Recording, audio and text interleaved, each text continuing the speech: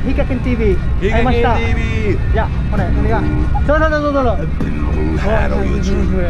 Thank you. これこれ。ありがとう。やけそうは飲みたい。よろしく。RQTV 友達。 RQTV. 友達。 Ah, thank you, 友達。はい、よろしく。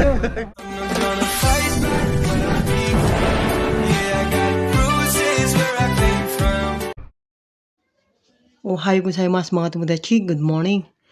Meron nga pala ako ikukwento mga tomodachi. Bali, andito kami ngayon sa Shimizu, Japan mga tomodachi. Alam niyo po ba mga tomodachi, sa hindi ko inaasahan ay nakita ko ang isang kilala at sikat na vlogger dito sa Japan. Isa siyang kilalang YouTuber. Kaya naman sobrang saya ang nadarama ng inyong tomodachi dahil hindi ko akalain na makikita ko ang kilalang YouTuber dito sa Japan. Kaya naman, nagmadali agad ako upang siya ay lapitan. Hikakin TV 会いました。 TV. じゃあ、これ、お願い。そうそうそうそう。 Hello YouTube. Thank you. これこれ。ありがとう。やけそうは飲みたい。よろしく。RQTV 友達。 RQTV. 友達。 Ah, thank you, 友達。はい、よろしく。よろしく。よろしく。よろしく。はい、よかった。Sobrang saya ang aking nadarama dahil alam niyo po mga tomodachi, wala naman talaga akong plano na lumabas dito sa Shimizu.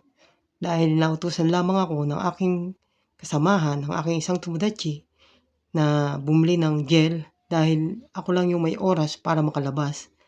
Kaya sa di inaasahan, nagkita nga kami ni Hikakin TV. Sa aking paglalakad ay nakita ko ang magkapatid na sina Maida-sama. Shoutout sa inyo, Maida-san. At ako ay nagpatuloy na sa paglalakad sa paghahanap ng 7-Eleven. Moments later.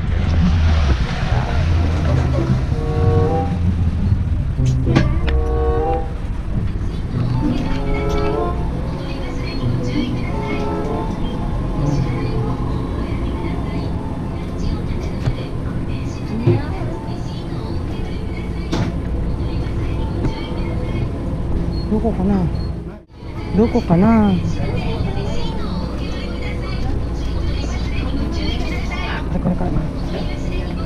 Tagalita.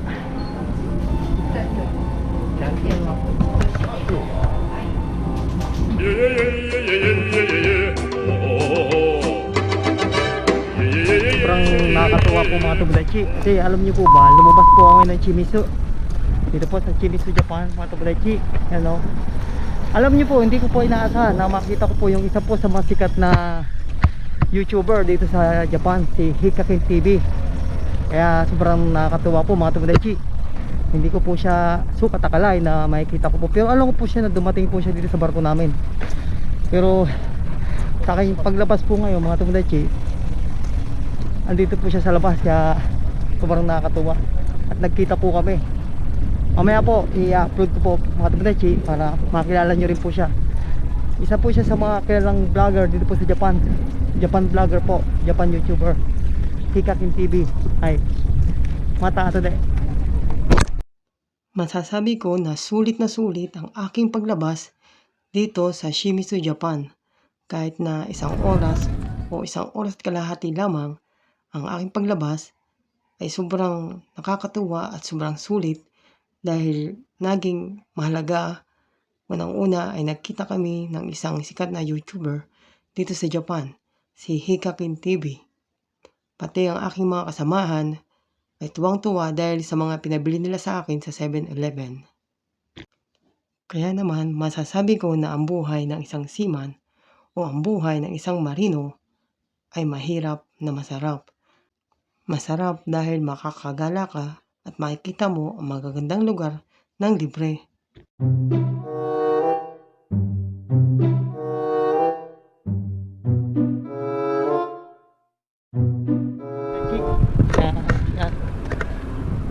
Sobrang nakakatawa mga tomodachi kasi hindi ko inaasahan nakikita kami ng Hikakin TV mga tomodachi. Hi.